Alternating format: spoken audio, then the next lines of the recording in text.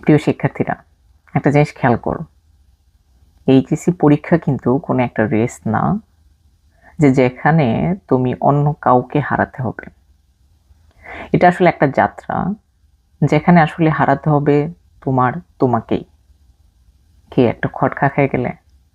দেখো, গতকালকে যে তুমিটা ছিলে, আগামীকালকে যদি সেই তুমিটাই থেকে থাকো, তাহলে কিন্তু তোমার দ্বারা পরীক্ষায় ভালো কিছু করা সম্ভব না। তাহলে কি করতে হবে? গতকালকে তুমি যে পড়াশোনাটা করেছো তার থেকে একটু একটু করে আগামীকাল এর পরের দিন একটু একটু করে পড়া বাড়িয়ে নিতে হবে।